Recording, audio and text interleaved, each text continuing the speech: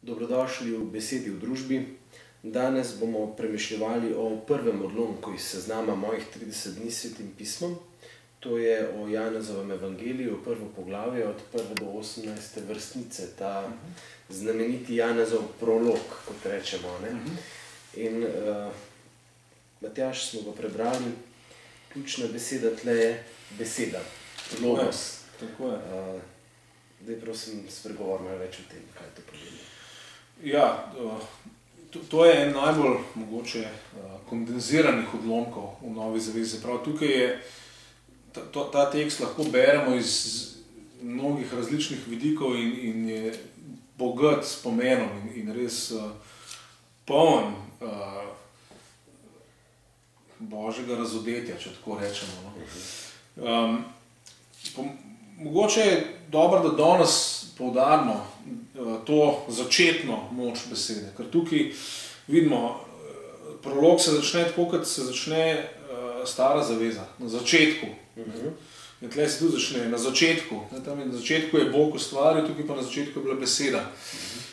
Se pravi, evangelist Janez s to hvalnico, ki je postavil na začetek svojega evangelija, v bistvu govorijo o začetkih stvari, kako se vse začenja. No in prav, da je to moč začetka ima Božja beseda.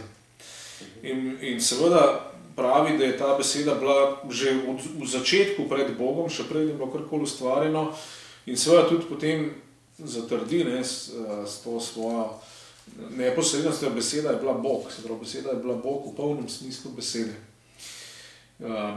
Ta logos je Bog. Ampak ta logos je Bog, ki gre ven iz Boga. To je zanimivo. Izhaja ven in ustvarja svet.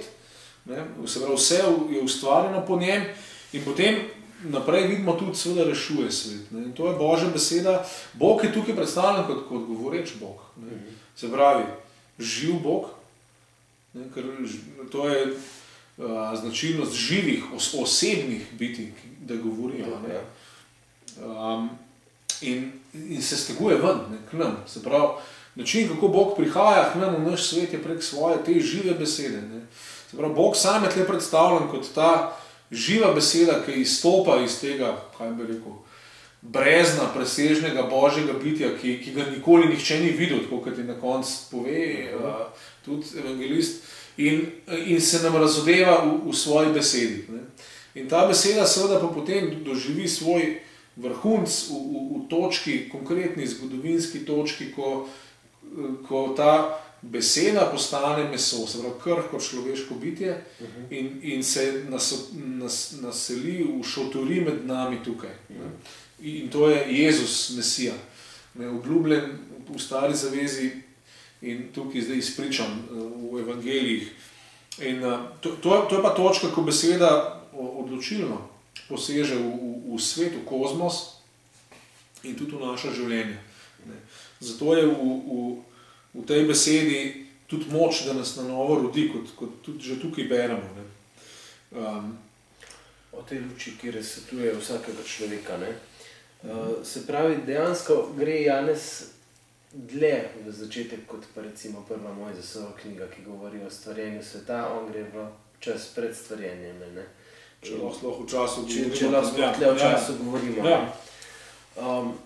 Zanimivo je, kako tukaj omenja tudi Janeza Krstnika, in o tem, kako je prišel za to, da bi pričeval o luči, da bi po njemu vsi sprejeli vero. Kako je s to res lučjo, ki prihaja v svet in ta naš svet je temen in ne sprejema luči? Tle imamo tudi, kot v Genezi, imamo tudi tukaj to luč in temo. Ja, tam je tudi tema in Bog spregovori luč in začne urejati vesolje. Se pravi, kozmos kot urejen prostor, ki ga Bog svojo stvoriteljsko močjo ureja in oblikuje v prostor, ki je primeren za bivanje, za življenje in sploh. In tukaj se malo podobno je, obstaja tema in obstaja konflikt. In ta konflikt se dogaja in gre naprej skozi človeško zgodovino. Sam to, kar je zdaj tukaj že evangelij, pa to, da je tema, pa ni mogla zadržati tega. Da tema je ni mogla zgrabati, ni mogla se polastiti te luči, čeprav poskuša seveda. In to je prvo, kar moramo videti. Se pravi, ta luč napreduje na temnem ozadju. in je v konfliktu s temo. No, in zdaj ta tema seveda se potem dogaja tudi na človeškem nivoju. Ne.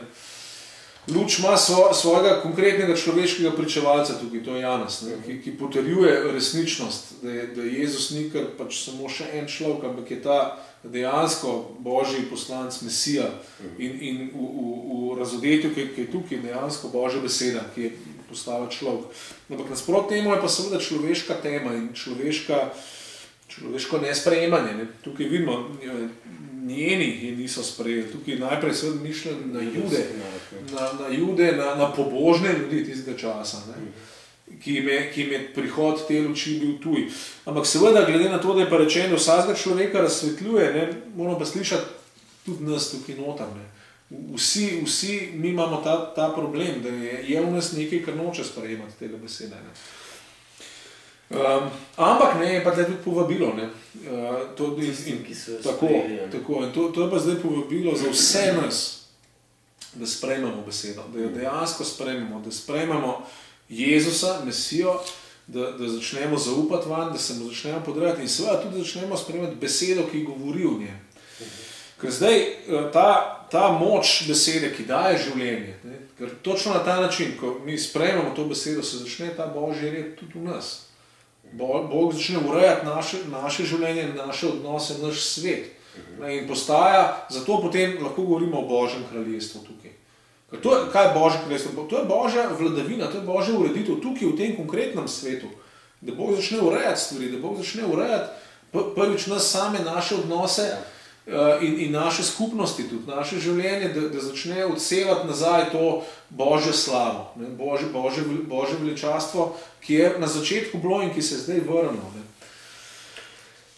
Meni je zanimivo to, da je ta Bog, ki je bival od vekov, ne, se je v določenem trenutku res ušotoril, je prišel na svet, je bival, ne, se pravi, je tukaj bil prisoten kot človek iz mesa in krvi, ne, se pravi, v enih drugih prevodih ne reče, da je beseda postala meso, pravi, postala človeka. Ne.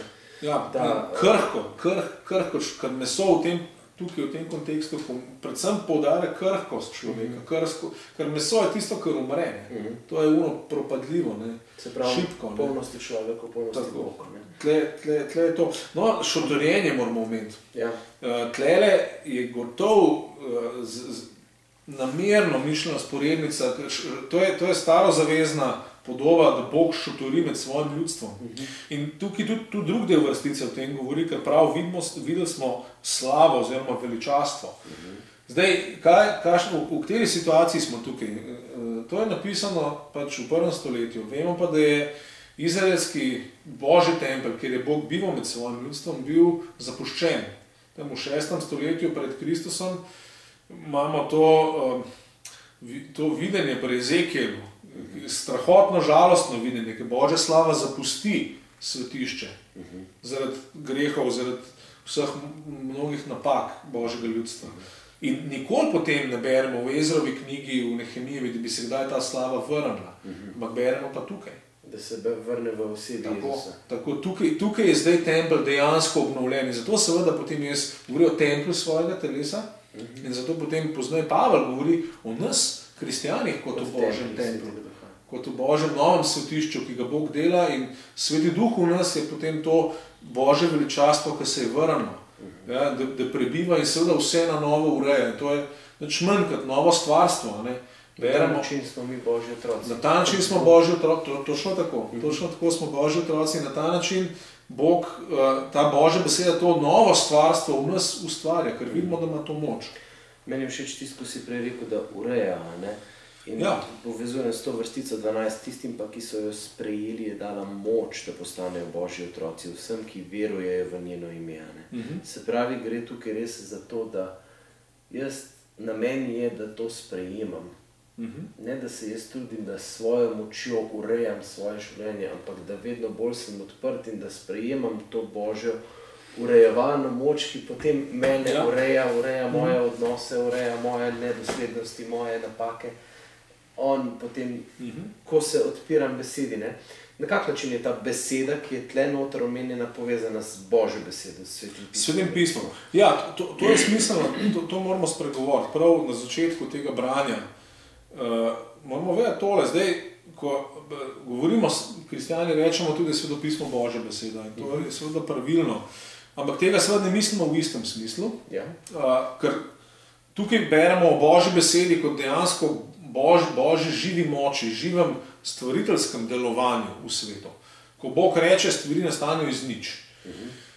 Sveto pismo ni Božja beseda v tem smislu, ampak spet pomeni nekaj čisto drugega. Sveto pismo je posebno, lahko rečemo navdihnjeno ali pa tudi avtoritativno pričevanje o tej prvi živi besedi. In zdaj, ko mi kristjani z vero pristopamo k Svetom pismu in sprejemamo besedo, kot smo tukaj brali, treba sprejemati Kristusa, sprejemamo svetopisansko besedo tudi z vero, takrat se dogaja, da pride ta živa beseda, dejansko jo slišimo, jo lahko slišimo, jo sprejemamo in nas prenavlja. Se pravi, Sveto pismo je tukaj kot neko prav posebno orodje, če hočemo tako reči, s katero ta prva, prvotna beseda, ki vse na novo ustvarja, prihaja v nas in nas prenavlja in ureja vse.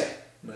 Zato je tudi to dobro, da zmeri na začetku branja Svetega pisma se spomniti, kaj se dogaja tukaj, kam pristopamo, ko odpremo Sveto pismo. Pristopamo na področje, kjer se tale živa beseda sama razlaga, ne? Se pravi, tako.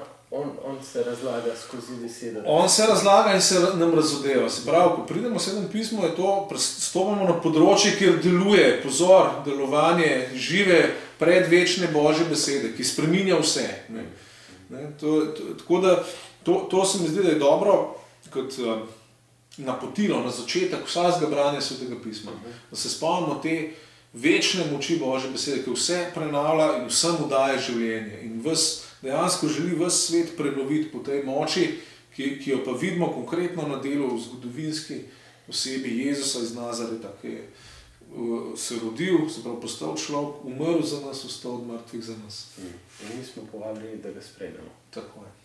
Hvala.